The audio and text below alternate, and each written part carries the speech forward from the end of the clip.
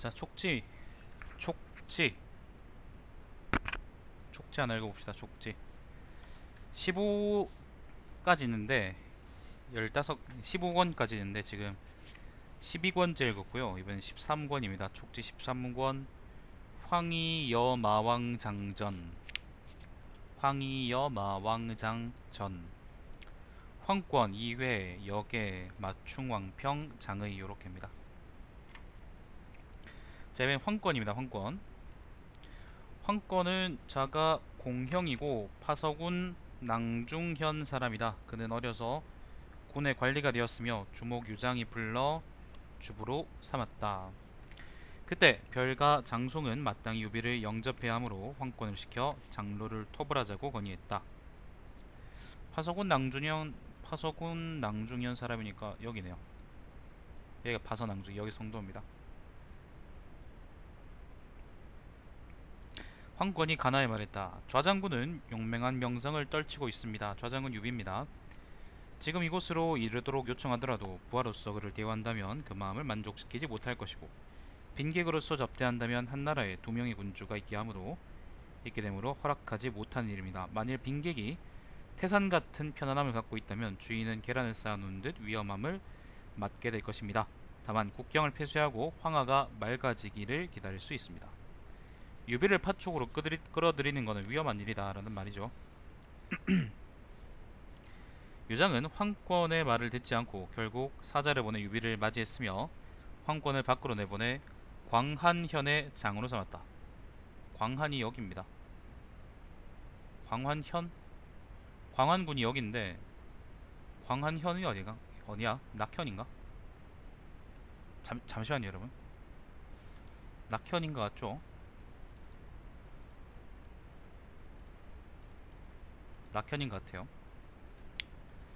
유비가 익주를 습격해 빼앗았을 때 그의 장수들은 나누어 군현을 공격했고 군현은 그림자가 형체를 따르듯 유비에게 귀순했는데 황권은 성을 닫고 굳게 지키다가 유장이 항복하기를 기다린 뒤에야 비로소 유비에게 귀순했다. 유비는 황권을 거짓으로 편장군에 임명했다. 조조가 장로를 쳐부수자 장로는 달아나 파중현으로 들어왔는데 이때 황권이 나아가 말했다. 파중이라는 것이요, 뭐 어딜까요? 여기가 파중이네요. 여기 파중. 한중에서 깨지고 이제 파중으로 달아났다 그런 말이죠. 장로가. 황권이 말했다. 만일 한중을 잃게 된다면 삼파는 힘이 약해질 것입니다. 이 삼파라는 게 파동, 파서, 파군 이렇게 세 군입니다. 파촉이 입구 같은 곳입니다. 파 그 자체네요, 그죠? 이것은 촉군의 수족을 자르는 일이 됩니다. 유비는 황권을 호군으로 삼아 여러 장수들을 이끌고 장로를 맞이하게 했다. 그러나 장로는 벌써 남정으로 들어가 북쪽 조조에게 투항원되었다. 남정이라는 게 한중입니다.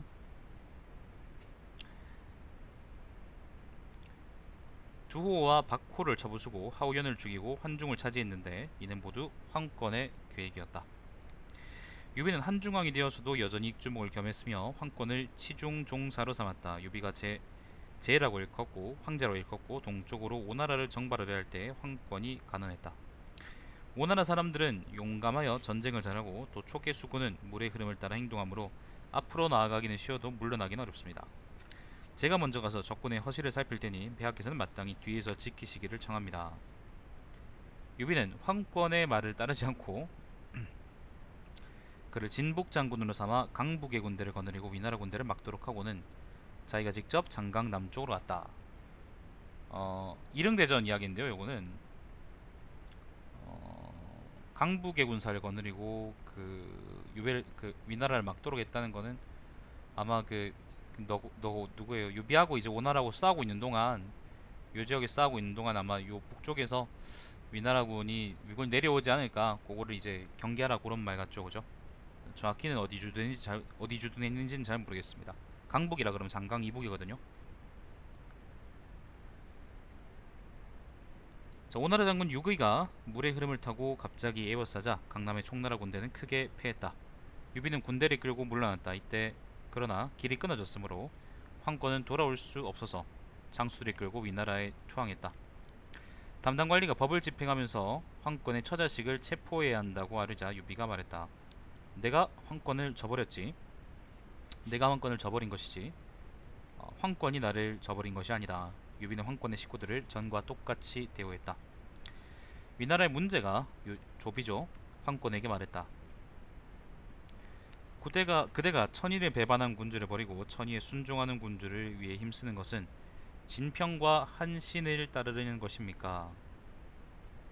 황권이 말했다. 신은 유주로부터 유비죠. 과분한 대우를 받아 오나라에 항복하는 일은 할 수 없는데 촉으로 돌아가는 길이 없으므로 귀순한 것입니다. 그리고 전쟁에서 패한 군대 장수이면서 죽음을 면한 것은 다행스러운 일인데 어찌 옛사람을 따라 흠모할 수 있겠습니까? 문제는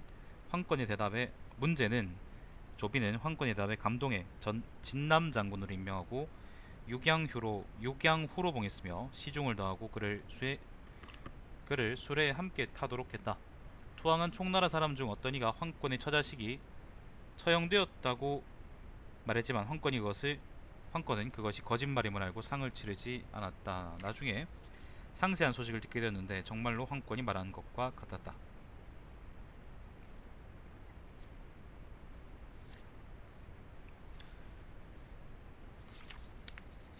자기 잘못을 인정할 수 있는 사람이 그렇게 많지가 않죠.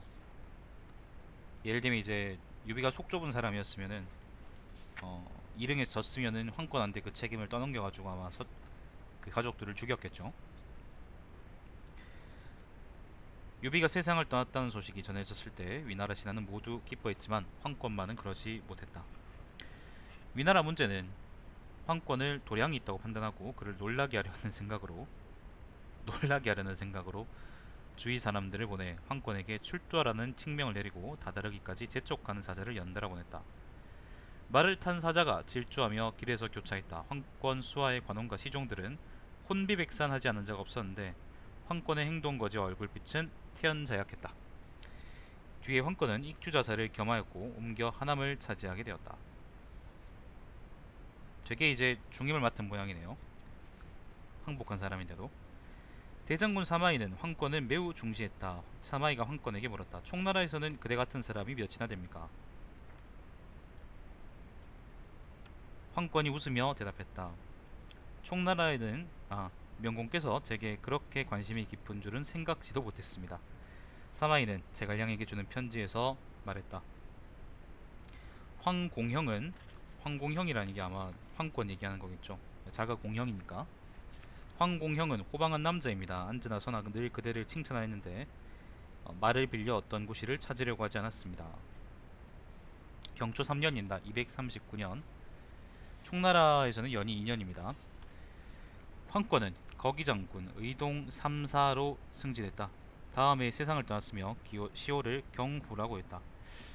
거기장군까지 올랐으면은 되게 많이 오른 거예요. 이게 명예직이라고 하더라도, 만약에 이게 명예직이라고 하더라도 엄청 높은 관직까지 오른 거죠.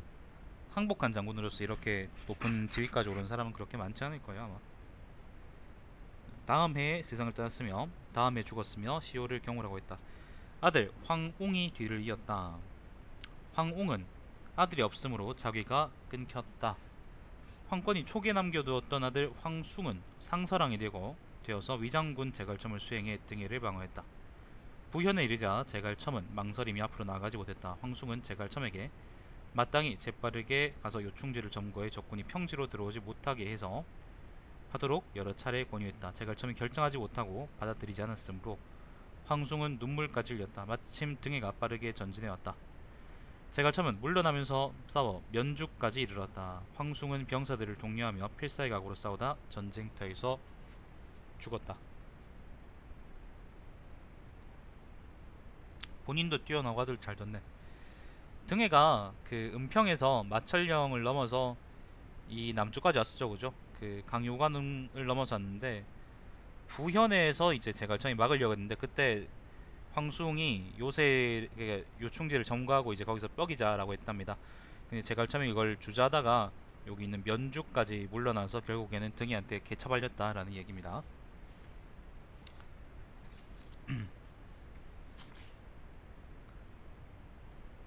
보면 게임에서는 되게 비중 없게 나온 사람인데. 자, 이번 2회입니다. 2회. 2회는 자가 덕앙입니다. 건영군 유원 사람이다. 건영군이니까요. 여기 남쪽입니다. 남쪽. 여기가 건영입니다. 유원 어딘지 모르겠다. 근데 건영입니다. 건영. 그는 군에서 도구벼슬을 지내는데 건영 아니냐? 네, 건영 같은 영자인데 아무튼 뭐 건영현 현령이었던 고모부 찬습이 법령을 어기는 일이 있었기 때문에 이 회는 찬습의 일에 연루되어 파면되었다. 태수 동화는 찬습이 그 지방 호족이라는 점을 고려해 불문에 붙이고 사직을 허락하지 않았다. 뒤에 이 회를 주에 천거했다. 이 회는 주로 가는 도중에 유비가 가명에서 돌아와 유장을 친다는 소식을 들었다. 아마 주로 간다는 소식이라는 게 익주로 촉으로 올라간다는 얘기 같죠. 유비가 가명에서 돌아와 유장을 친다는 소식을 들었다. 이회는 반드시 유장이 패하고 유비가 이길 것을 알고 곧 군의 사자라는 명목으로 북쪽 유비에게로가 면죽에서 만났다. 유비는 이회를 칭찬하고 낙성까지 따르게 하고 이회를 한중으로 보내 마초와 우호를 맺도록 했다. 마초는 유비를 따랐다. 성도가 평정된 뒤 유비는 익주목을 겸했는데 이회를 익주의 공조서 좌주부로 삼았다. 뒤에 도망자가 이회를 모함해 그가 모반하려 한다고 했다. 담당 관리가 이회를 붙잡아 호송하자 유비는 사실 무근임을 밝히고 이회를 다시 별가종사로 승진시켰다.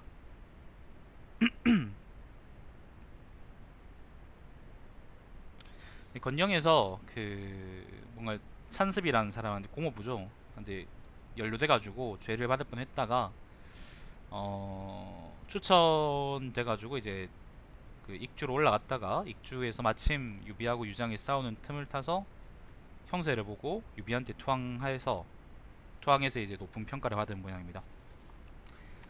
장무원년입니다. 221년 내강 도독 등방 이죽자. 내강이 어딜까요? 유비가 이회에게 물었다. 누가 등방을 대신할 수 있겠습니까? 잠깐만요. 이건 내방이 어딜까요? 궁금하네 갑자기. 잠시만요. 내방이라는 게 내강이라는 게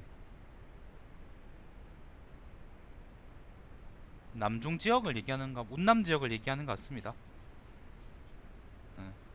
여기 그 운남 지역을 그때 이제 내강이라 불렀던 모양입니다. 자세히는 잘 모르겠습니다. 자, 유비가 이회에 물었다. 누가 등방을 대신할 수 있겠습니까? 이회가 대답했다. 사람의 재능에 저마다 장점과 단점이 있으므로 공자는 사람을 부를 때는 그 사람의 재능과 덕망을 헤아려서 한다라고 했습니다.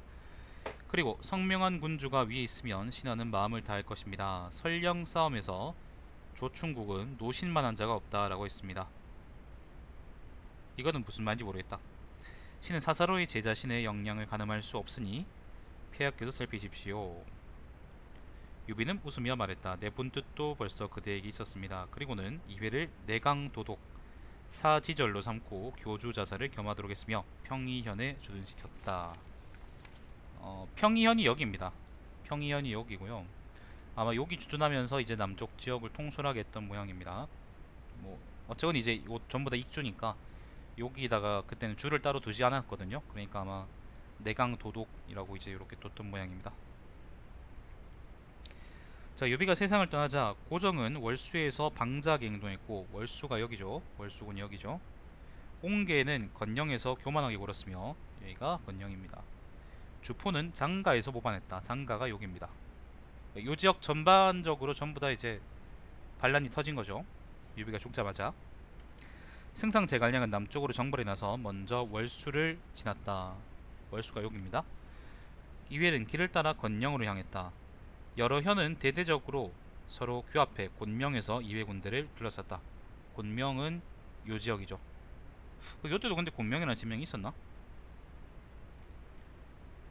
그 무렵 이회의 병력은 적고 적군은 2배가 되며 또 아직 제갈량이 조직을 듣지 못했으므로 남방 사람들을 속여 다음과 같이 말했다. 광군은 식량이 다 떨어졌습니다. 병사를 물려 돌아가려 합니다. 우리는 그 사이 오랫동안 고향을 등지고 있었는데 오늘에야 돌아가게 되었습니다. 다시 북쪽으로 갈 수 없다고 하더라도 그대들과 함께 큰 일을 꾀하려 함으로 진심으로 알리는 것입니다.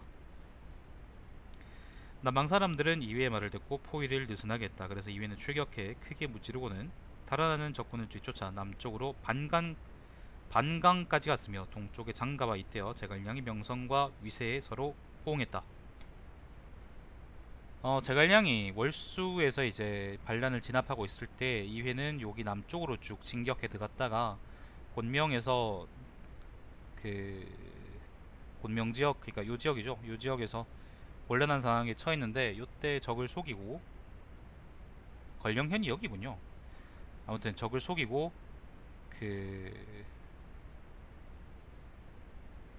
그거 했답니다.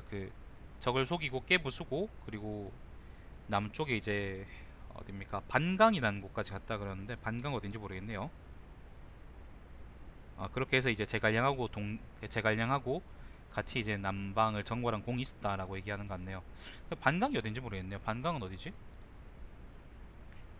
반강 여기도 나와 있지도 않고 요 지도에는 안 나와 있네요. 남쪽으로 쭉 갔다 그러니까 공명에서 남쪽으로 쭉 가면은 태호까지 오지 않았겠지, 그지? 뭐 어딘가까지 갔겠죠. 요 근처 요 지역까지 안 오겠나 싶다. 그렇다고 이제 교주로 들어가지도 않았을 거고, 그죠? 예, 교주로 아마 들어가지도 않았을 거고. 잘 모르겠네요. 아무튼 그랬답니다. 자, 남방 땅이 평정되고 이회의 군공이 많으므로 한흥정후로 봉하고 한나라를 흥하게 한 사람이라는 의미입니다. 자, 안한 장군을 더했다. 한나라를 편안하게 한 사람이라는 얘기입니다. 자, 뒤에 군대가 돌아오자 남방의 만족은 또 반란을 일으키고 수비하던 대장을 죽였다. 이회는 직접 토벌이 나서 흉악한 행동을 한 무리를 뿌리 뽑고 그곳 유력자들을 성도로 옮기게 하며 수와 복당에서 밭가는 소, 군마, 금은 무소 가죽을 곡물로 바치도록 해서 끊임없이 군용 물자를 충당하므로 당시 비용에 부족함이 없었다.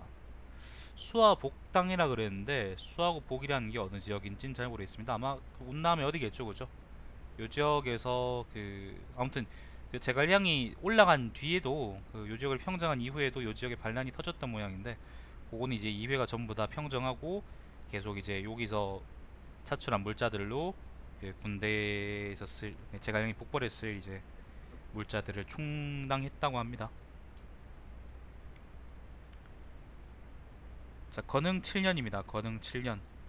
교주가 오나라에 종속되었으므로 아마 이게 사섭이 죽고 난 이후에 오나라가 교주를 사시들한테서 빼앗은 걸 얘기하겠죠, 그죠? 이회의 교주 자사직책을 해제했다. 다시 건영태수를 맡겼으므로 돌아와 본군에 거주하게 되었다. 한중을 옮겨 살다가 건흥 9년에 죽었다. 아들 이유가 뒤를 이었다. 이회의 조카 이군은 우림 우부독으로 제갈첨을 수행해 등해를 막았으며 전쟁터에서 명령을 받았고 면족에서 죽었다. 자, 그랬답니다. 이회라는 사람이 되게 비중 있는 사람이네. 사실 연희에서는 그냥 뭐예요, 제갈량이 이제 맹획을 평정한 이후에 이제 행복하게 잘 살았다 그렇게 끝나기 때문에.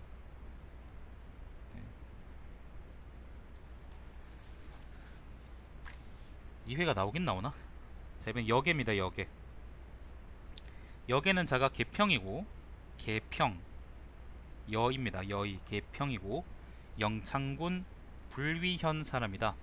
영창이 여기입니다. 여기 남쪽에 저 끝입니다. 진짜 중국 끝입니다. 지금으로 봐도 중국 끝입니다. 진짜 먼 곳이네. 자, 불위현 사람이다. 그는 군에 임명되어 오관연공조가 되었다. 그때 옹계등은 유비가 영안에서 죽었다는 소식을 듣고 불손하고 교활한 태도가 더욱 심해졌다. 도호 이염이 편지 6장을 옹계에게 주어 이해득실을 따졌는데 옹계는 달랑 한 장으로 이렇게 대답했다. 무릇 하늘에는 두 태양이 없고 땅에는 두 임금이 없다고 들었습니다. 오늘 천하가 정립해 역법이 세 종류나 있습니다. 이 때문에 먼 곳에 있는 사람들은 두려워하고 의심해 누구에게 귀순해야 할지 모르고 있습니다. 까딱하면은 오나라에 투항할 거다. 그러니까 알아서 기어라, 그런 말입니다. 예를 들면 양파가 나한테 네가 나한테 잘 안 대해줄 거면 난 집 나가서 다른 주인 찾아갈 거다, 그렇게 얘기한 거 똑같은 거죠. 그의 흉포하고 오만함은 이와 같았다. 옹계는 또 오나라에 항복했는데, 진짜 항복해버렸네. 오나라는 먼 곳에서 옹계를 영창태수로 임명했다. 영창군은 익쪽은 서쪽에 있으며 길이 박혀 촉과는 두절되었으므로 군태수가 바뀌었다. 여계와 부승인 촉군의 왕항은 관민을 통솔해 격려하고 국경을 폐쇄시켜 옹계의 침입을 막았다. 옹계는 여러 차례에 걸쳐 영창으로 경문을 보내 이것저것을 말했다. 여계가 경문에 대답해 말했다. 하늘이 동란을 내려서 간사한 영웅이 틈을 타니 천하 사람들이 이를 갈며 온 나라가 애통해하고 관원이든 노복이든 어른이든 아이든 간에 근력을 다해서 생각하지 않는 자가 없으며 간이나 뇌로 땅을 칠해서라도 나라의 어려움을 없애려 합니다. 지금 잠깐 정세를 말씀드리자면요, 유비가 죽고 난 이후에 요 남쪽 지역에서 아까 얘기한 것처럼 월수, 그 다음에 건영, 그 다음에 장가 등에서 반란이 한꺼번에 터졌는데, 그때 영창군은 반란 일으키지 않고 그 옹계에 맞서가지고 그러니까 버텼다는 겁니다. 어디까지 읽었노? 제 생각으로는 장군께서 대대로 한나라 왕조의 은혜를 받았으니 직접 친족과 사람들을 모아 솔선의 위로는 나라에 보답하고 아래로는 선조를 저버리지 말아서 역사책에 공훈을 적고 이름을 수천 년 동안 남겨야 할 것입니다. 어찌 신이 오나라와 올나라의 노비가 되어 근본을 저버리고 끝을 쫓기 바랍니까? 옛날에 순임금은 백성을 위해 열심히 일하다가 창호에서 죽었는데 경전에서는 그를 찬미했으며 명성이 끝없이 흐르고 있습니다. 강가에서 돌아가셨다고 하더라도 어찌 슬프겠습니까? 주나라 문왕과 무왕이 천명을 받아 성왕이 태평성대를 이루겠습니다. 선제가 교룡처 밀어나자 선제가 유비입니다. 천하 사람들은 그의 풍모를 우러러 바라보며 이를 주재하는 대신들은 총명하고 지혜로웠으니 하늘에서 내려준 평안입니다. 그러나 장군은 흥하고 쇠하는 이치와 성공하고 실패하는 징조를 돌아보지 않고 있습니다. 이것은 평원에 들불이 일어나고 시냇물의 얼음을 밟고 지나가는 상태에 비유되는데 위태로운 경지라는 거예요. 불이 사그라들고 얼음이 녹는다면 당신은 어디에 의지하겠습니까? 지난날 장군의 선조 옹후는 한나라 고조와 원수를 맺었는데도 봉해졌고, 두용은 한나라가 앞으로 흥성할 것을 알고 세조에게 마음을 돌려 모두 후세의 이름을 전했으며, 세조가 이제 광무제입니다. 대대로 그들의 미덕이 찬미되었습니다. 지금 승상제갈량은 재능이 두드러지게 뛰어나서 아직 싹트지 않은 일을 깊이 볼 수 있으며 유비의 유언을 받아 고화를 맡아, 고화라는 게 유선이죠, 말세에 다시 일어나는 왕실을 보좌하며 사람들을 의심하지 않고 공적을 기록하고 허물을 잊었습니다. 장군이 말을 돌이켜 마음을 바꾸어 지금까지의 태도를 고친다면 옛 현인을 배우는 일이 어렵지 않을 텐데 어찌 변방을 지배하는데 만족하겠습니까? 초나라가 천자를 공경하지 않았을 때 제나라 환궁은 초나라를 꾸짖었고, 오나라 왕 부차가 패자 이름을 참칭했을 때 맹약하는 자리에서 북쪽 진나라 사람은 부차를 우두머리로 여기지 않았습니다. 부차가 함녀 아들이죠. 하물며 정식 군주가 아닌 자신의 신하가 된다면 누가 그에게 돌아가기를 좋아하겠습니까? 고대 도의에 대한 제 개인적인 생각으로는 신하에게 국경을 넘는 사귐은 없었습니다. 이 때문에 앞뒤로 하여 오는 일은 있어도 가는 일은 없었습니다. 저는 여러 차례 그대의 고시를 받고 화가 나서 먹는 것까지 잃어버렸으며 잊었으므로 마음의 생각을 간략하게 진술해 장군께서 제 뜻을 살피기를 바라고 있습니다. 여계의 위세와 은혜는 군대에서 빛났으며 군 안에 있는 사람들에게 신임을 받았다. 그래서 그 절개를 지킬 수 있었다. 승상 제갈량이 남쪽으로 정벌해 옹계를 토벌하려고 길에 있을 때 옹계는 이미 고정의 부하에게 살해되었다. 제갈량은 남방에 이른 뒤 표를 올려 말했다. 영창군 관리 여계와 부승, 왕항 등은 먼 곳에 있으면서 충성을 지켜 온지 10여 년이 되었습니다. 옹계와 고정이 그 동북쪽에서 핍박했지만 여계 등은 의리를 지키며 그들과 오가지 않았습니다. 신은 영창군의 풍속이 이처럼 도누하고 정직하리라고는 생각하지도 못했습니다. 여계를 운남태수로 삼고 양천 정후로 봉했다. 마침 여계는 반란 일으킨 만족에게 살해되었으므로 아들 여상이 후사가 되었다. 왕항도 정후로 봉해지고 영창태수가 되었다. 역의 열전은 전부 다 옹계에 대한 투쟁이네요. 아와 B와의 투쟁. 마충입니다. 이번엔 마충. 마충은 자가 덕친이고 파서군 낭중현 사람이다. 파서입니다. 여기입니다.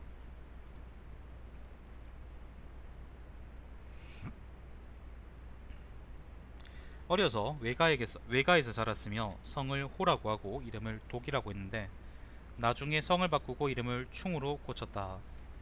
마충은 훈의 관리가 되었다가 건한 말년에 효령으로 선거되었으며 한창현회장으로 제수되었다. 유비가 동쪽으로 정벌에 나섰다가 효정에서 패했을 때 요거 일릉대전이죠. 파서태수 염지는 여러 현의 병사 5천여 명을 징발해 군사가 없는 곳을 보충시키고 마충을 보내 그곳으로 가게 했다.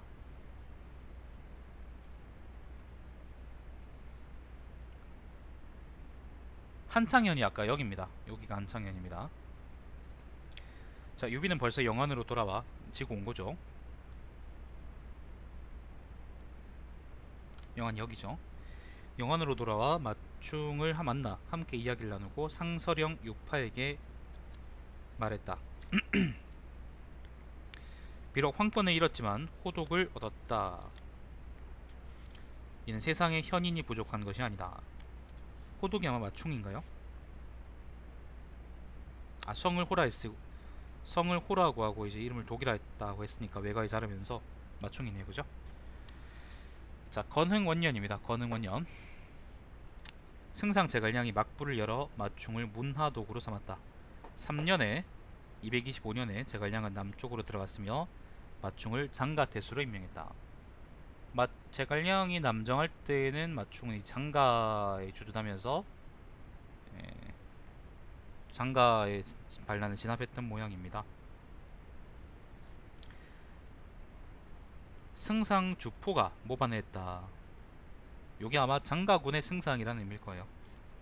주포가 반란을 일으킨 뒤 3년 만에 평정되었는데 마충은 주민들을 위로하고 구제했으며 가르치고 관리하여 위엄과 은혜가 컸다. 자, 건흥 8년입니다. 유서는 마충을 불러 승상 참군으로 삼고 장사 장관의 차관으로 남겨 부의 일을 보도록 했다. 마충은 또 주의 치중종사를 겸했다. 장가에 있다가 성도로 갔네요. 다음에 제갈량이 기산으로 출격했을 때 국벌이죠.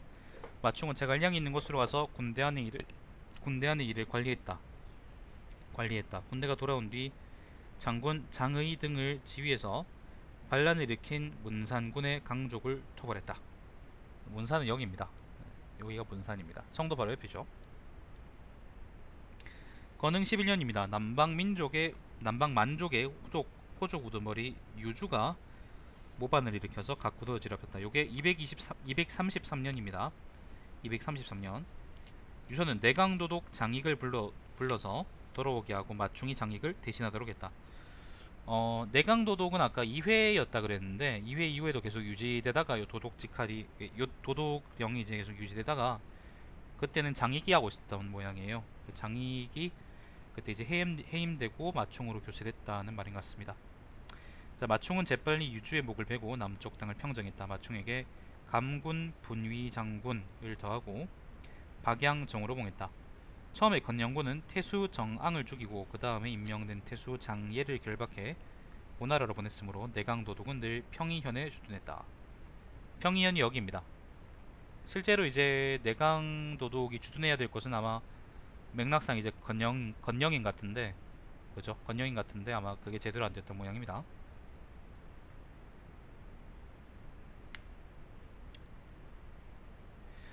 마충이 이르러서는 독부를 미현으로 옮겨, 독부라는 게 도독이 주둔해 있는 곳을 평의현에서 이제 여기 건영의 지소인 미현으로 옮겼다네요. 미현으로 옮겨 만족 주민들이 거주하는 사이에 있었다. 월수군도 오랫동안 땅을 잃었으므로 마충은 태수 장의를 이끌고 옛군을 되찾았다. 월수가 여기입니다. 이로 말미암아 마충은 안남 장군을 더하고 승진해 팽향정후에 봉해졌다. 연이 5년입니다. 242년 마충은 조정으로 돌아왔고 그 뒤 한중에 이르러 대사마 장관을 만나 조서를 전하였으며 진남대장군에 제수되었다. 연이 7년입니다. 봄입니다. 대장군 비위는 북쪽으로 와서 위너라 군대에 저항하고 마충을 성도에 남겨 상서의 일을 맡도록 했다. 비가 돌아온 뒤 마충은 곧장 남쪽으로 돌아갔다. 이게 여기서 지금 244년에 비가 위나라 군대하고 대치했다 그랬는데 아마 이게 244년이니까 아마 조상이 공격해온 그 공격을 의미하는 거겠죠. 아마 그런 것 같아요. 자, 연이 12년입니다. 마충은 세상을 떠났다. 249년입니다. 아들 마수가 뒤를 이었다. 마충은 사람됨이 관대하고 도량이 크며 농담을 잘하고 크게 웃으며 화날 때도 얼굴에 나타내지 않았다. 그러나 일을 처리하면은 결단력이 있고 위엄과 은혜를 함께 갖추고 있었다. 이 때문에 만족은 그를 두려워하면서도 사랑했다. 마충이 세상을 떠났을 때 장례를 치르는 곳에 와서 눈물을 흘리며 애도하는 마음을 다하지 않는 이가 없었다. 이 때문에 묘당을 세워 제사를 지냈으며 그것은 지금까지 남아있다. 장표는 그 무렵 이름난 선비로 청렴과 명망이 마충을 뛰어넘었다. 염우는 줄곧 공로와 재간이 있었고 정치적인 일에 열심이었다. 그는 마충의 뒤에서 그 직무를 이었지만 위풍과 정치적인 업적은 모두 마충에 미치지 못했다. 염우 이 사람이 그 누구더라? 청나라 망할 때 그 동쪽 지역에 여기 준에 있던 사람이었던 걸로 내가 어디서 봤는데 모르겠습니다. 나중에 또 나오겠죠 어딘가에. 마충입니다 여기까지가. 그 연희에서는 되게 찌질한 장군으로 나오는데 그죠? 정사에서는 되게 비중 있고 그리고 명망 있는 사람으로 나오네요. 꼭 소설을 쓰면서 그렇게 썼어야 됐을까? 그렇게 사람을 망가뜨리고 왜곡하면서 그렇게 써야 됐을까?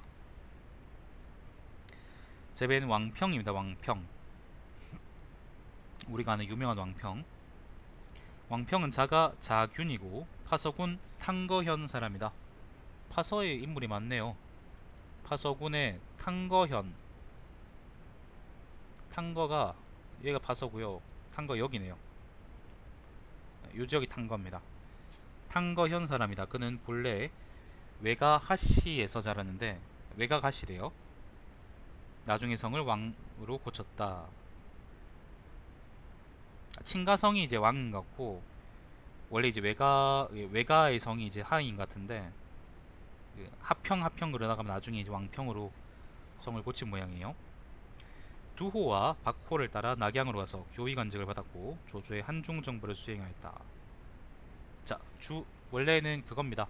원래는 그 조조군에서 싸웠다고 합니다. 한중 정부라는 데 따라왔고요.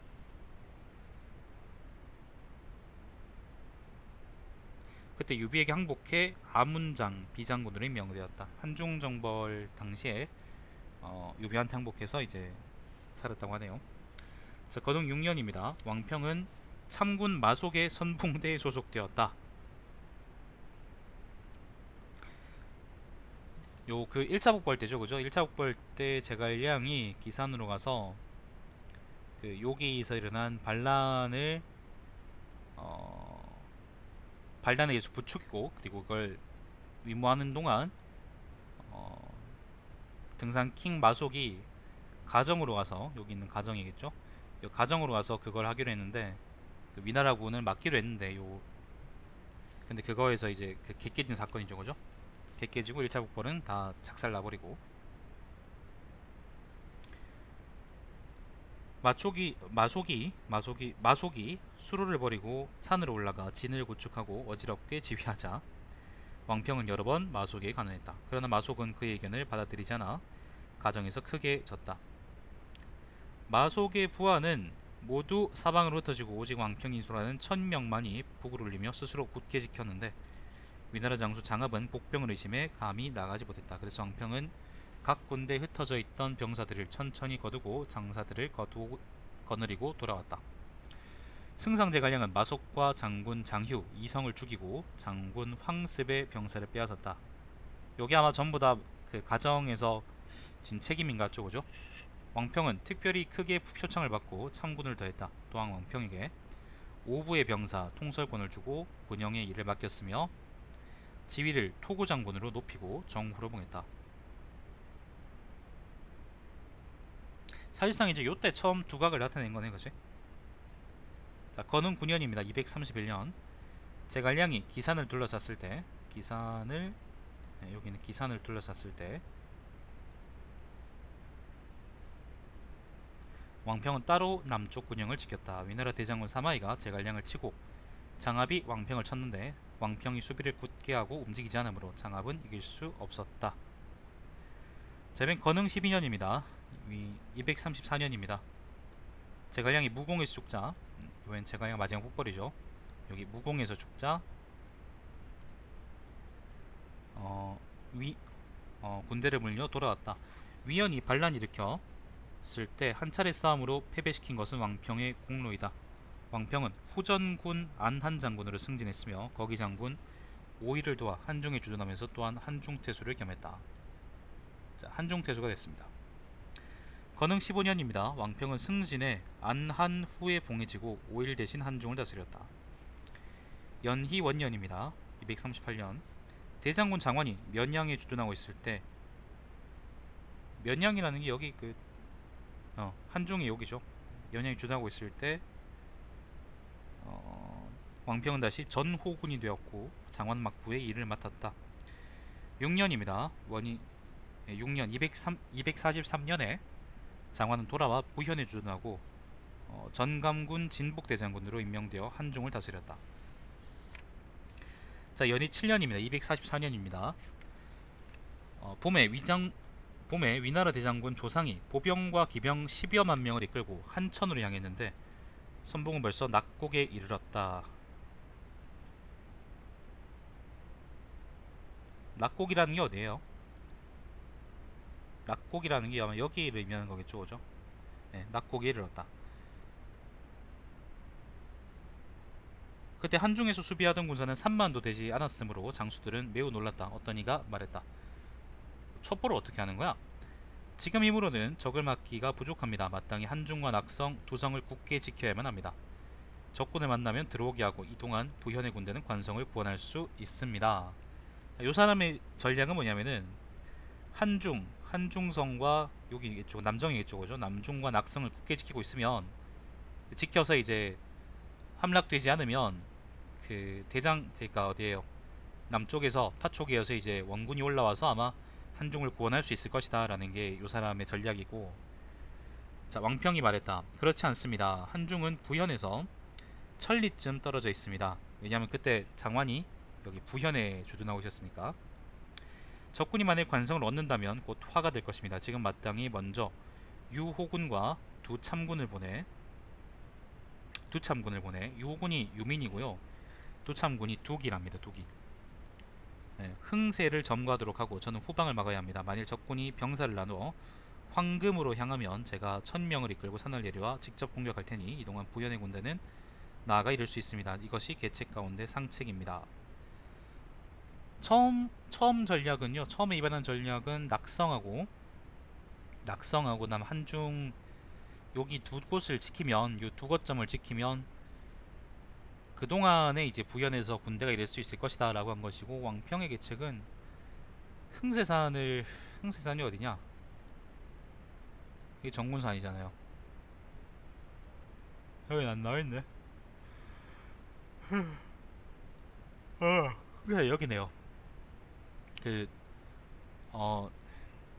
왕평의 전략은 어떤 거냐면은 흥세산을 점거하고 그 다음에 후방을 막고 그렇게 있으면은, 그렇게 틀어막고 계속 버티면서 어디에요? 길을 틀어막고 버티면서 요새지에 주둔하지 않고 이제 요지를 틀어막고 버티면서 부현에서 이제 군대가 이르기를 기다려야 된다라고 얘기하는 거죠. 아마 그런 것 같아요. 맥락상진 그런 것 같아요. 흥세산 여기 있는 위치 관계들이 다 맞다 그러면은 한 사람은 이제 여기 요새지들을 점거하고 여기서 기다려야 된다고 얘기하는 거고, 왕평은 진격로를 틀어막고 얘들이 진격하지 못하게, 한중으로 들어오지 못하게 해야 된다는 얘기 같네요. 자, 호군 유민만이 왕평의 계책에 동의하고 곧바로 시행했다. 부현의 여러 군대와 대장군 비이구나 성도로부터 서로 연달아 이르렀으므로 위나라 군대는 물러나 돌아가니 왕평의 본래 계획대로 되었다. 이때 등지는 동쪽에 있고 마충은 남쪽에 있으며 왕평은 북쪽 변방에 있었는데 모두 명성과 사적이 빛났다. 마충 얘기는 아까 했었죠, 그죠? 마충은 항상 남쪽이 주둔하면서 요 지역의 반란을 진압하고 여기 사람들 다수였다 그랬고, 등지는 동쪽에 있다는 말은 아마 오나라하고의 외교를 등지가 계속 조율했다는 것 같고, 왕평이 북쪽에 한중을 주둔하고 있었기 때문에 위나라가 한중을 넘어서 파촉을 넘보지 못했다는 얘기 같습니다. 왕평은 전쟁터에서 자라서 글자를 쓸 수 없었고, 그가 아는 것이라고는 10글자밖에 안 되었지만 구슬로 작성한 문서는 모두 식견이 있고 졸이 있었다. 왕평은 사람들에게 사기와 한서의 여러가지 기전을 읽도록 하여, 기전이라는 것은 이제 본기하고 열전이죠. 그것을 듣고 그 대의를 모두 알았으며 이따금 논설하는 가운데 그 주된 뜻을 잃지 않았다.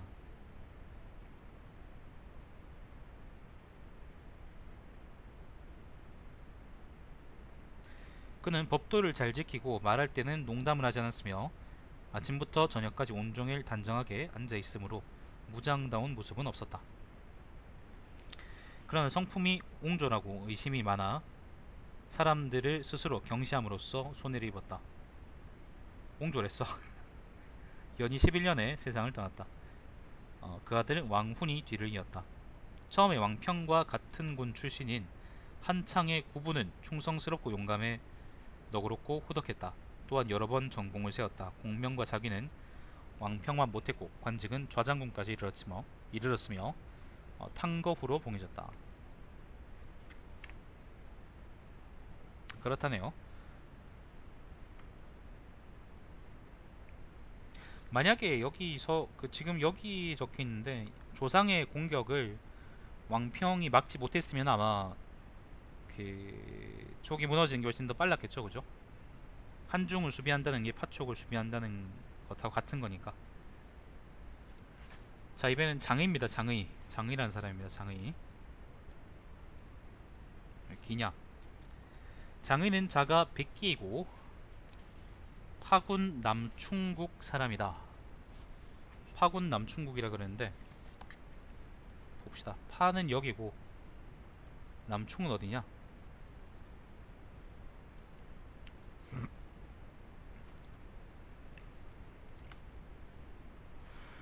안 나와있네. 안 나와있네요. 약관의 나이에 현의 공조가 되었다. 유비가 촉군을 평정할 때 산속의 도적들이 현을 공격하자 현장이라는 게 이제 구청장님은 가족을 버리고 도망갔다. 장의가 목숨의 위협을 무릅쓰고 현장의 아내를 보호해 주어 그녀는 재난을 면했다. 장인 1호부터 이름이 빛났으며 주에서 불러 종사로 삼았다. 어느 현인지는 모르겠다. 남충이겠죠. 근데 남충이 어딘지 모르겠네요. 그때 군안의 관리 공록이 사람 이름입니다. 공록과 요주는 이천석 지위에 있었고 명성이 높았는데 모두 장의와 사이가 좋았다. 건흥 5년입니다. 승상 제갈량이 북쪽 한중에 주둔했을 때 광한, 면죽의 산적, 장모 등이 군자금을 훔치고 관리와 백성을 겁주고 재물을 빼앗았다. 광한은 여기고요. 광한현이 여기네. 광한 여기고 그 다음 면죽은 여기죠. 성도 근처입니다. 장의가 도의 신분으로 병사들을 이끌고 그들을 토벌하러 갔다. 장의는 그들이 새처럼 흩어져 싸움으로 사로잡기 어렵다고 생각을 하고 곧 거짓으로 화친을 맺고 시간을 정해 술자리를 열었다. 술자리가 한창 무르익었을 때 장의는 직접 수하의 사람들을 이끌고 장모 등 50여 명의 목을 베어 산적 우두머리를 모두 없앴다. 장의가 그 남은 무리를 찾아 열흘 만에 말끔히 평정했다. 나중에 장의가 중병이 걸렸는데 집이 평소에도 궁핍했다. 광안태수인 촉군의 하진은 인정이 후하기로 이름나 있었으므로 장의는 예전에는 그와 사이가 멀었지만 직접 수레를 타고 하지의 집으로 가서 질병을 치료해달라고 부탁했다. 하지는 재산을 기울여 가며 장의를 치료해 주었고 몇 년이 지나자 병이 다 나았다. 그가 도리에 통한 일을 친구로 삼고 의리가 두터운 사람을 신뢰한 것이 모두 이와 같았다. 장의는 아문장으로 임명되어 마충에게 예속되었다. 북쪽으로 문산에서 반란을 일으킨 강족을 토벌하고, 문산이 여기죠. 남쪽으로 내군의 만족을 평정했는데, 내군이라는 건 아마 뭐 장가군, 그 다음 건영군, 월수군 뭐 이런 곳이겠죠. 근데 정확히는 어딘지 모르겠다. 내군의 만족을 평정했는데 대체로 장의가 세운 작전에 따라 승리를 거두었다. 자, 마충을 수행했답니다. 무도의 저왕 부건이, 부견 아닙니다. 부견이 아니고 부건입니다. 부건. 무도의 저왕 부건, 무도가 여기죠. 무도의 저왕 부건이 항복을 요청했다. 조정에서는 장군 장위를 보내 가서 맞이하도록 했는데 약속한 날이 지나도 이르지 않자 대장군 장관이 매우 걱정했다. 장인은 이 일을 평론하며 말했다. 부건이 항복을 요청함이 매우 진지하고 간절했으니 틀림없이 다른 병은 없을 것입니다. 평소 부건의 동생이 교활하고 또 만족 중에 부건이 항복하려는데 동조하지 않는 자가 있다고 들었으니 분열이 일어난 듯합니다. 이 때문에 그곳에 머물러 늦어지는 것입니다. 며칠 뒤 소식이 전해졌는데 부건의 동생은 정말 400여 호를 이끌고 위나라로 갔고 부건만이 투항하러 온다고 했다.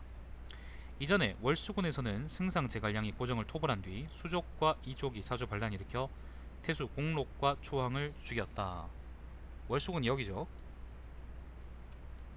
여기서 예전에 고정이 반란을 일으켰었죠. 그죠? 이때부터 태수는 감히 군으로 가지 못하고 800여리나 떨어진 안상현에 머물렀으므로 월수군은 그저 이름만 있을 뿐이었다. 안상현이 어디? 안상현이 여기네. 월수군이 여기고 안상현이 여긴데 이걸 월수군 태수가 안상현에 머물러 있다는 거는 군의 통치가 하나도 안 돼 있다는 거네. 아까 그 마충열전인가에 보면 월수군을 한동안 잃었었었는데 이걸 탈환했다 그런 얘기가 있었잖아요. 그 얘기가 아마 요 얘기인 것 같습니다. 그때 여론은 옛군을 되찾기를 바랐으므로 장의를 월수태수로 제수했다. 장의가 수하의 병사들이 거느리고 그 군으로 가서 은혜와 신의로서 이끌므로 만족과 이족은 모두 복종해 매우 많은 사람이 와서 항복하고 귀순했다. 북쪽 국경의 총마족은 가장 용맹해 총나라의 통치를 받지 않고 있었다. 장의는 곧 가서 토벌하고 그 우두머리 위랑을 사로잡았다가 또 풀어주며 깨우쳐주고 나머지 사람들을 불러 회유하도록 했다. 북쪽 국경의 총마족이라 그랬는데 아마 여기 북쪽 국경이라는 게 월수군 북쪽에 있는 뭐 곳이겠죠. 아마 요 근처 사는 사람들이겠죠. 저기 한중 쪽이 아니고. 장인은 표류를 여 위랑을 읍후로 임명하고 부족 3천여 호는 모두 토지를 안정시켜 자기 직책을 지키도록 했다.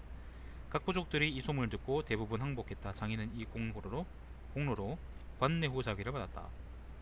소기의 읍군 동봉과 동봉의 동생 외거 등이 항복했다가 다시 모반했다. 장인은 동봉을 죽이고 동봉의 아내는 모우왕의 딸이므로 계략상 그녀를 사면시켰다. 그리고 외거는 서쪽 경계로 달아났다. 미안합니다. 소거가 아니고 소기네요. 소기의 읍군이라 그랬는데 소기가 어디야? 아마 여기 근처 지역의 읍인 것 같은데 소기 읍이라 그랬으니까 읍이라는 게 제대로 여기 안 나와있겠죠. 그때 장의가 월수태수로 있었으니까 아마 요 근처 지역이 어디 사건인 것 같은데 정확하게 이제 소기읍의 위치를 제가 잘 모르겠습니다. 네.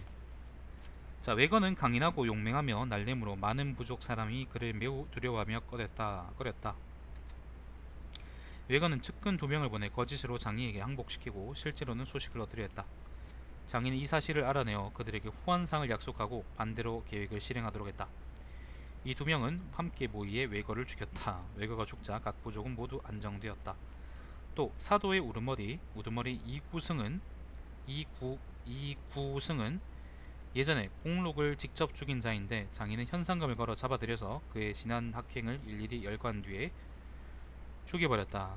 공록이라는 게 옛날에 월수군 태수로 부임했다가 죽었던 사람이죠. 자, 처음 군의 성곽이 무너져버리자 장인은 다시 작은 성벽을 쌓았다. 재임한 지 3년이 지난 뒤에 원래 군으로 돌아와 성곽을 보수할 때 만족의 남녀가 모두 노동력을 제공했다. 정작, 대등, 비수, 세현은 군으로부터 300여리 떨어져 있었는데 정작, 비수가 어딜까요? 대등이라는 곳을 내가 어디서 들어왔는데 비수가 여기고 대등이 어디죠? 대등 이 근처 어디 싶은데. 아무튼 뭐 그 월수군 근처에 있는 현이겠죠, 그죠? 예, 정작 대등 비수 세현은 군으로부터 300여리 떨어져 있었는데 옛날에는 소금과 철과 옷을 산출했지만 만족이 살고 있는 국경지대에서는 오랫동안 자신들이 족점에서 썼다. 장이는 수하의 병사들이 끌고 이곳을 빼앗아 군의 고관에게 관리를 맡기려고 했다. 장이가 정작에 이르렀다. 정작의 두목 낭잠은 반목왕의 외숙으로서 만족과 이족의 신임을 많이 받고 있었는데 장이가 자신들의 산업을 빼앗으려는데 빡쳐서 직접 와서 만나지 않았다. 장이는 장사 수십 명을 시켜 곧장 가서 잡아오게 해서 때려 죽여 시체를 그 마을로 돌려보내고 상을 후하게 주어 낭잠의 악행을 알리고 아울러 말했다. 경거망동하지 마라. 움직이면 곧바로 체포한다. 부족들은 모두 면전에서 결박하고 사죄했다. 장인은 소를 잡아 잔치를 열고 두터운 은덕과 신의를 보냈다. 그래서 소금과 철을 얻게 되고 필요한 도구가 풍부해졌다. 소금, 철, 옷을 생산하는 그런 현들이 그런 지역이 이제 월수군 근처에 있었는데 그걸 원래 이제 중앙에다가 보내야 되거든요. 세금 같은 걸로. 근데 사람들이 그거를 무시하고 자기들끼리 썼다고 해서 장이가 그걸 가서 이제 톡을 했다 뭐 그런 내용입니다. 한가군의 경기에는 모우이 부족 4천여 집이 살고 있었다. 한가가 어디야? 요 근처네, 그죠? 아, 모우현이라고 따로 있네. 모우이라는 게 이제 모우에 사는 그런 이족이라고 해서 모우인가 보네요. 네. 그들 우두머리인 낭로는 꼬모부 동봉의 원수를 갚기 위해 작은아버지 낭리에게 동봉의 부하들을 이끌고서 형세를 살펴보도록 했다. 동봉은 아까 나왔었죠, 그죠? 장인은 일이 있기 전에 측근에게 고기와 술을 갖고 그곳으로 가서 위로하게 하고 또한 낭리에게 동봉의 아내를 맞아 돌아오게 해서 생각을 들었다. 낭리는 상을 받고 아울러 그 누이를 만났으며 누이와 동생은 즐거워하며 수하의 부족민을 이끌고 장인을 만났다. 장인은 그들에게 두터운 상을 주고 잘 대접해 돌려보냈다. 모우이 부락은 그 뒤로 줄곧 반란이 없었다. 군에는 모우이 마을을 지나 성도에 이르는 옛날 길이 있었는데 평탄하기도 하고 가까웠다. 요게 아마 그거겠죠? 요 길이겠죠? 월수에서 요 길로 쭉 가서 모우로 가서 한가로 와서 성도로 가는 요 길이겠죠, 아마. 그죠? 모우에서 길을 끄는 뒤부터 100여 년이 되었고 대신 안상을 지나게 되었는데 길이 험하고 멀었다. 안상이 여기입니다. 그러니까 원래는 요 길로 지나면 되는데 길이 끊어졌기 때문에 이렇게 가서 안상으로 가서 이렇게 쭉 돌아가야 된다는 말이죠. 장인은 측근을 보내 낭로에게 재물과 비단을 주고 다시 낭로의 고모에게 그의 뜻을 설명하도록 했다.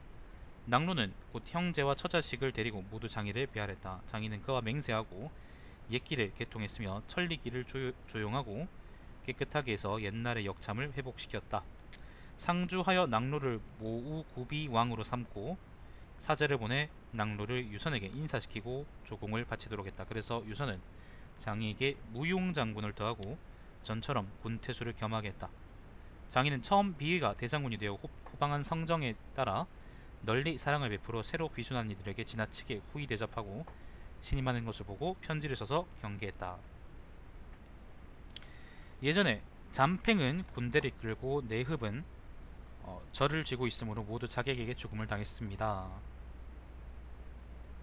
지금 장군 당신의 지위는 존경스럽고 권력은 무거우니 마땅히 지난날의 일을 경계로 삼아야만 하는데 경계하는 바가 너무 적다고 생각됩니다. 너무 너그럽다는 거죠. 나중에 비인은 정말로 위나라에서 항복한 사람 곽수라고 나오네. 곽수에게 죽음을 당했다. 자, 오나라 태부 제갈각이 처음으로 위나라 군대를 무찌르고 대군을 동원해 위나라를 쳐서 취하려는 계획을 짰다. 요게 바로 그거죠. 오랜만에 이쪽 하네. 요 동흥에서 크게 낀 걸 얘기하는 거겠죠, 그죠? 시중 제갈첨은 승상 제갈량의 아들이며 제갈각의 사촌 동생이었다. 장인은 그에게 편지를 보내 말했다.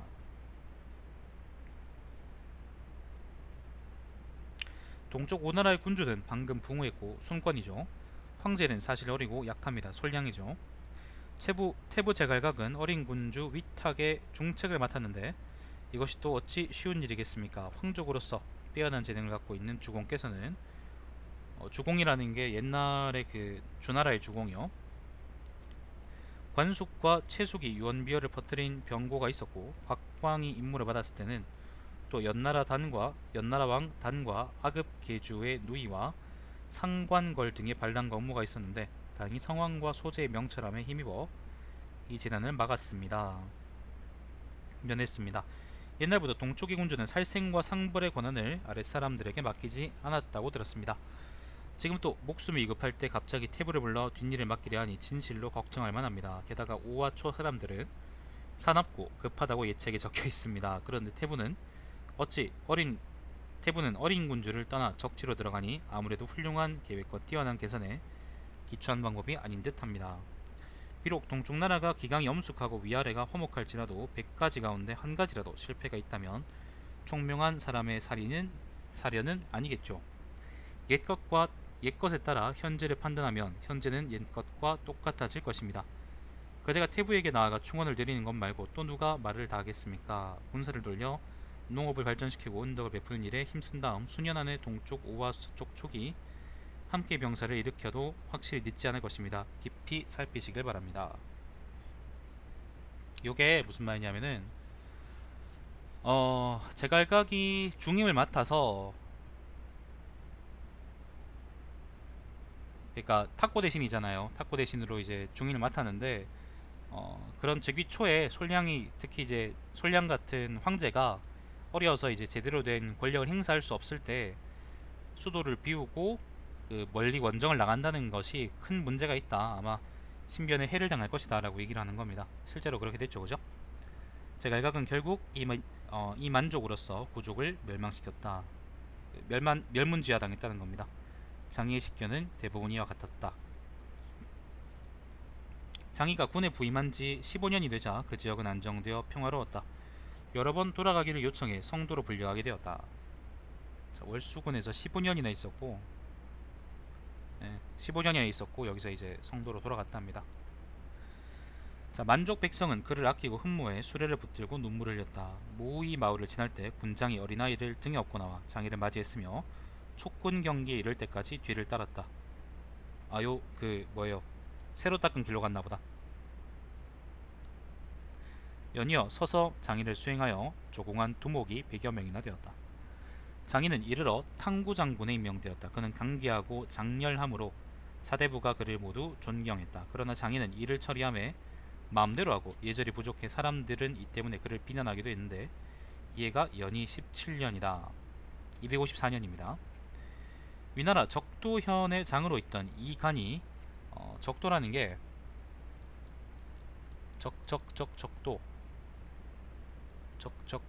적도가 어디죠? 여기죠. 여기가 적도죠. 적도에 있던 이 간이 밀서로 항복을 요청했다. 위장군 강유는 장이 등을 이끌고 이 간의 물자에 기대어 농서로 출진했다. 적도에 이르자 이 간은 성안의 백성들을 이끌고 군대를 맞이했다. 군을 앞으로 나아가게 해서 위나라 장수 서질과 싸우다가 장인은 전쟁터에서 죽었지만 그를 죽이거나 상처를 입힌 적은 배가 넘었다. 그가 죽이거나 상처를 입힌 적은 배가 넘었다.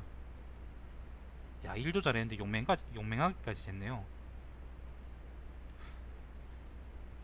장이가 죽은 뒤 맏아들 장영을 서향후로 봉하고 작은 아들 장호웅에게 그의 자기를 잇도록 했다. 남쪽 땅 월수군의 백성 가운데 장이가 죽었다는 소식을 듣고 슬퍼 울지 않는 이가 없었다. 그들은 장애를 위해 묘당을 세워 사계절과 수제와 한제가 있을 때마다 제사를 지냈다. 자, 평화에 바른다. 황권은 확식이 넓고 아정하며 도량이 넓었고 이회는 공정하고 정직하며 공업에 뜻을 두었고 여기에는 절개를 지켜 옮기지 않았으며 마충은 온순하지만 과감하게 결단했고 왕평은 충성스럽고 용감하고 엄정했으며 장인은 식견이 뛰어나고 과단성이 있었다. 이들이 모두 자신의 장점에 의지해서 명성을 날리고 자취를 나타낼 수 있었던 것은 그들이 필요로 할 때를 만났기 때문이다. 자, 여기까지가 열전인데 기네요. 생각보다 짧을 줄 알고 읽었는데 여기까지가 무슨 열전입니까? 잠깐만요.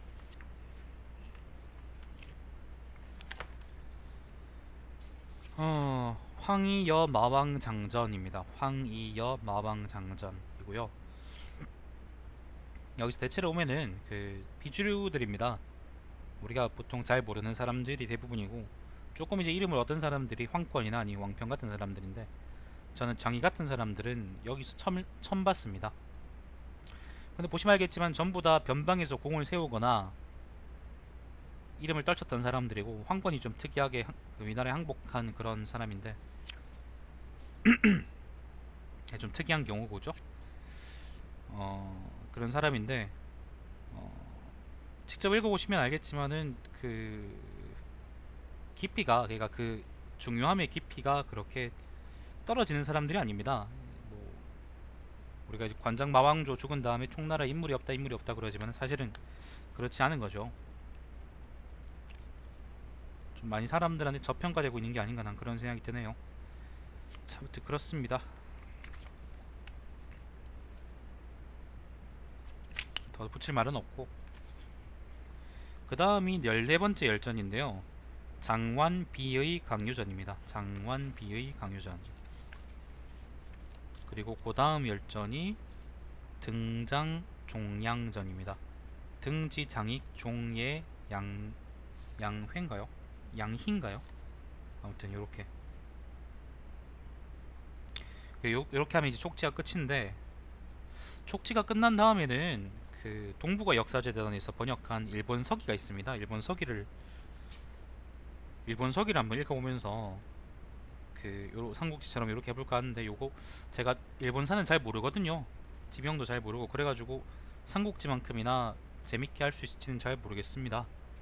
삼국지도 요즘 들어주시는 분들이 되게 많던데 감사하고, 요즘 그래서 일본 서기를 보고 시청자분들 도움을 받아서 요 지금 삼국지 지도처럼 있잖아요. 지도를 만들고 있어요. 지도를 만들어서 아마 그 일본 서기도 비슷하게 한번 해볼까 하니까 많은 시청 부탁드리고,